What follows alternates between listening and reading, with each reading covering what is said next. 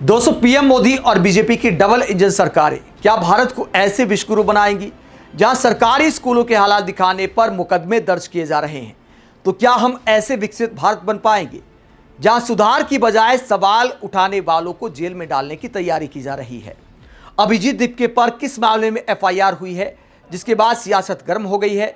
महाराष्ट्र के कई विपक्षी नेताओं ने मोदी सरकार को, देवेंद्र फडणवीस सरकार को टारगेट पर लिया है। संजय राउत, सुप्रिया सुले, आदित्य ठाकरे, सबका बयान आपको सुनाएंगे। पहले आपको बताते हैं कि किस मामले में एफआईआर दर्ज की गई है, अभिजीत दीपके पर क्या आरोप लगाए गए हैं। अभिजीत दीपके महाराष्ट्र के कई स्कूलों का अब तक दौरा कर चुके हैं जहां वो हालात दिखाते हैं कि देखिए, कहीं पर नकली छात्र उनके सामने बिठा दिए गए, कहीं शौचालय के हालात खराब हैं, कहीं पूरा स्कूल जर्जर अवस्था में है। इसी दौरान वो एक उर्दू स्कूल में गए थे। उस उर्दू स्कूल में क्या होता है, नवभारत टाइम्स की खबर क्या कहती है, ये मामला आखिरकार कहां का है? अभिजीत दीपके महाराष्ट्र के लातूर के औसा इलाके के जावली स्थित जिला परिषद उर्दू स्कूल में गए थे और वहां पर छात्रों से बातचीत करने लगे। टीचर्स के साथ थोड़ी बहस हो जाती है। उसके बाद उन पर क्या आरोप लगाए गए हैं? नवभारत टाइम्स की इस खबर के मुताबिक 53 साल की टीचर सैयद शमशाद बानो खैरात अली ने एफआईआर दर्ज कराई है। क्या आरोप लगाया गया है? आरोप है कि स्कूल में चल रही पढ़ाई और सरकारी काम में व्यवधान हुआ, घटनाक्रम की रिकॉर्डिंग की गई और बाद में सोशल मीडिया पर आपत्तिजनक रूप से साझा की गई। तो यह पूरा मामला है। किन धाराओं में एफआईआर दर्ज हुई है? अभिजीत दीपके पर क्या आरोप है? धारा 132 ड्यूटी कर रहे लोक सेवक को रोकने के लिए हमला या आपराधिक बल का इस्तेमाल, धारा 329(3) आपराधिक अत्याचार, धारा 351(2) आपराधिक धमकी, धारा 356(2) मानहानि। तो इन मामलों में एफआईआर दर्ज की गई है।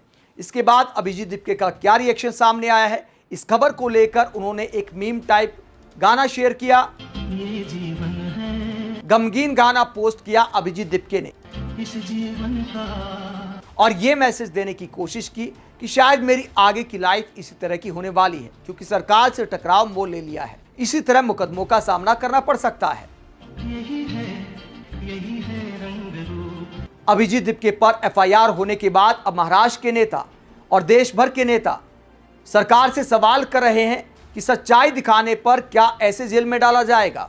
संजय राउत, सुप्रिया सुले और आदित्य ठाकरे क्या कहते हैं, जरा सुनिए। आंदोलन करने वाले जो होते हैं बच्चे और हमारे जैसे लोग बुजुर्ग, ऐसे एफआईआर से हम डरते नहीं और डरने वाले नहीं हैं।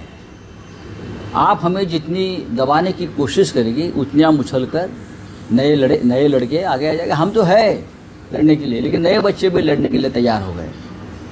तो ये मोदी जी को लगता है या यहाँ देवेंद्र जी को लगता है इस प्रकार से दबाव तंत्र बनाकर लोग पीछे हट जाएंगे? नहीं, वर्षा बंगले में जाएंगे लोग, मंत्रियों के बंगले में जाएंगे। ये बहुत गलत है। इस राज्य में और देश में सच्चाई बोलना ये पाप हो गया, ये गलती हो गई।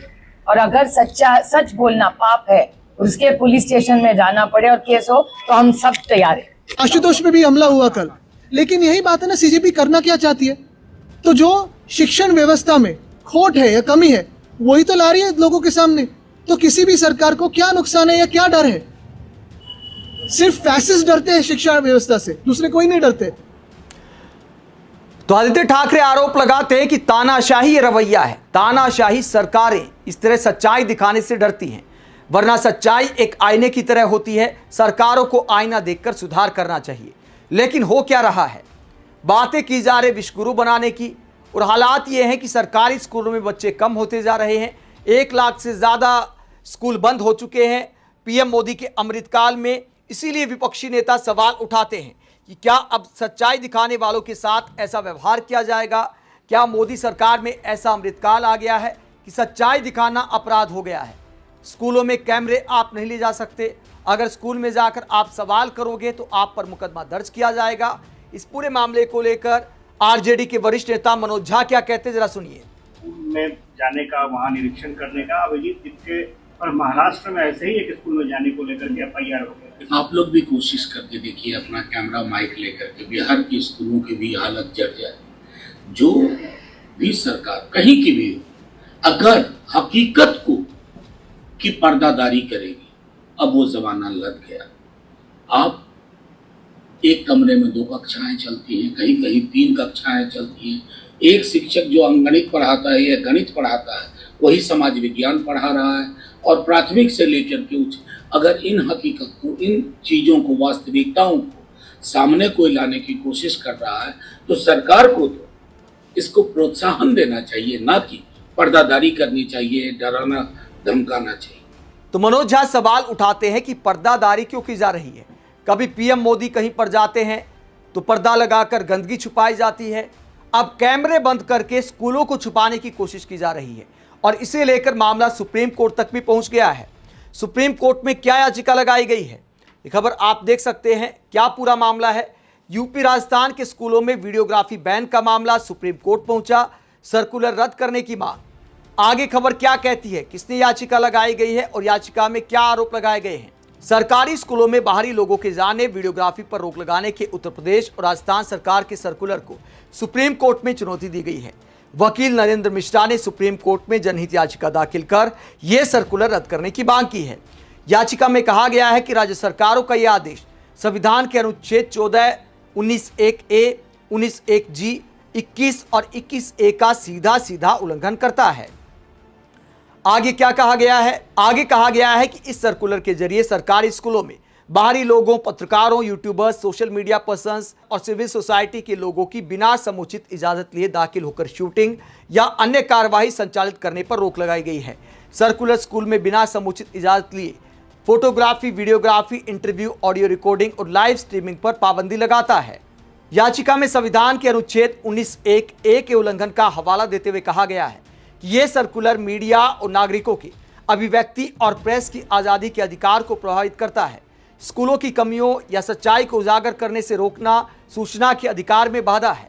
इसमें पारदर्शिता और जवाबदेही का अभाव है। सरकारी व सरकारी सहायता प्राप्त स्कूलों में क्या चल रहा है ये जानने का हक जनता को है। प्रवेश पर पूरी तरह रोक लगाने से भ्रष्टाचार और लापरवाही को बढ़ावा मिल सकता है। आगे कहा गया है कि अनुच्छेद 21 के तहत शिक्षा और गरिमापूर्ण जीवन के अधिकार का हनन किए जाने के तर्क के साथ जनहित याचिका में कहा गया है कि स्कूलों में बुनियादी सुविधाओं या शिक्षकों की कमी को छुपाने के लिए यह सर्कुलर लाया गया है जो बच्चों की शिक्षा के अधिकार को प्रभावित करता है। तो याचिका जरूर लगाई गई सुप्रीम कोर्ट में, लेकिन राहत मिल पाएगी इस बात की उम्मीद कम दिखाई देती है, क्योंकि कानून कहेगा कि बच्चों की प्राइवेसी का मामला है। ऐसे तो आए दिन कोई ना कोई स्कूल में घुस सकता है, इस तरह की बातें की जा सकती हैं। तो इस मामले को देखने का अपना अपना नजरिया हो सकता है कि इसको कैसे देखा जाए। ये बात साधारण हालात में बिल्कुल ठीक दिखाई देती है कि आप ऐसे ही किसी स्कूल में नहीं जा सकते, ऐसे ही वीडियो नहीं बना सकते। लेकिन दोस्तों, हालात साधारण नहीं है, हालात है असाधारण। जैसे कोई जाति विलुप्त होने का खतरा आ जाता है किसी मामले में, तो वैसा ही मामला सरकारी स्कूलों का दिखाई देता है। एक के बाद एक स्कूल विलुप्त होते जा रहे हैं। हर दिन 25 स्कूल विलुप्त हो जाते हैं। 1 लाख से ज़्यादा स्कूल विलुप्त हो चुके हैं मोदी सरकार में। तो ऐसे हालात में बात प्रैक्टिकल दिखाई नहीं देती कि लोग आवाज़ ना उठाएं। अगर आवाज़ नहीं उठाएंगे तो एक के बाद एक स्कूल ऐसे ही बंद होते रहेंगे। जनसंख्या के साथ सरकारी स्कूलों में बढ़ोतरी होनी चाहिए। माता पिता प्राइवेट स्कूलों से हटाकर अपने बच्चों को सरकारी स्कूल में करा सके एडमिशन। ऐसे हालात हमें और सरकारों को मिलकर पैदा करने चाहिए। ऐसे में सवालों को दबाने की बजाय, मुकदमे करने की बजाय हालात को स्वीकार करके समाज को साथ लेकर आगे बढ़ना चाहिए। आप इस पूरे मसले को लेकर क्या सोचते हैं, कमेंट बॉक्स में अपनी राय जरूर दें। साथ ही चैनल को सब्सक्राइब भी करें। नमस्कार।